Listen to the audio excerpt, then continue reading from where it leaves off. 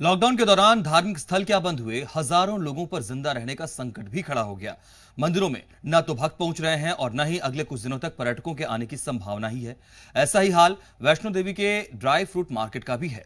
यहां बिक्री हो नहीं रही है, जबकि अब ड्राई फ्रूट्स दुकानदारों को अपना सामान बचाने के लिए अलग से जद्दोजहद करनी पड़ रही है।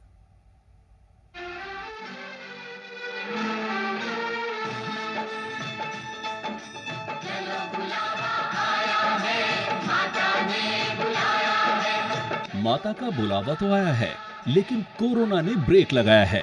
जी हाँ, वैष्णो देवी की यात्रा शुरू होने में अब भी जानलेवा वायरस सबसे बड़ी बाधा है। आखिर माता के दर्शन को बेचैन लाखों भक्तों को वहां पहुंचने के बाद कैसे सुरक्षित रखा जाए, इस पर माता वैष्णो देवी श्राइन बोर्ड और सरकार की दिन रात माथापच्ची चल रही है। जिस कटरा से लेकर माता के भवन तक दिन और रात का कोई फर्क नहीं रहता था। भक्ति और माता के जयकारे से कटरा की हर गलियां गूंजती रहती थी। कटरा के रास्ते माता वैष्णो देवी श्राइन जाते समय अक्सर यात्री यहाँ की दुकानों में रखे ड्राई फ्रूट्स की महक महसूस करते थे। 18 मार्च के बाद से ये सभी रास्ते वीरान पड़े हैं। श्री वैष्णो देवी श्राइन बोर्ड ने कोरोना वायरस के चलते एहतियातन तीर्थ यात्रा बंद कर दी थी। यात्री कटरा नहीं जा रहे हैं, होटल बंद पड़े हैं, बस और रेलवे स्टेशन सूने हैं और बाजार दोबारा गुलजार होने का मुंह देख रहे हैं। टूरिज्म पर आधारित यहाँ की अर्थव्यवस्था बेपटरी हो गई है। बाकी चीजों के साथ कटरा में ड्राई फ्रूट्स के होलसेल और खुदरा दुकानदार सबसे मुश्किल दौर से गुजर रहे हैं। समझ नहीं आ रहा है कि संकट काल में करें तो क्या करें।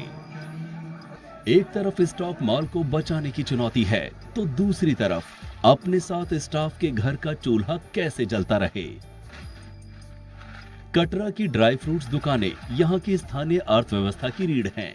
दुकानें बंद हैं, आमदनी हो नहीं रही और खर्चा पहले से ज्यादा बढ़ गया है। आप सोच रहे होंगे कि आखिर ऐसा क्या होगा। पिछले 3 महीनों से दुकानदारों को संक्रमण काल में अपना माल बचाने के लिए जद्दोजहद करनी पड़ रही है।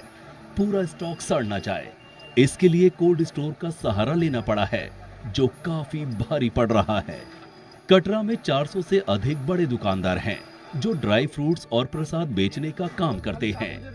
अगर गर्मी के इस मौसम में माल को बाहर छोड़ा तो बर्बादी को सीधा न्योता देना होगा।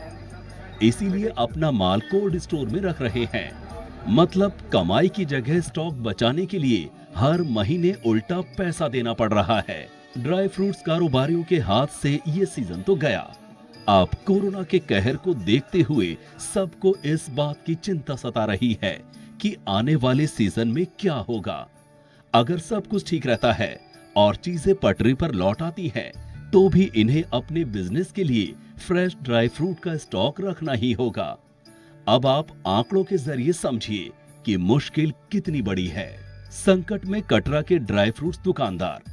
कटरा में 125 से ज्यादा रजिस्टर्ड ड्राई फ्रूट्स के कारोबारी हैं, जिन्हें रोजाना 10 से 12 करोड़ का घाटा हो रहा है।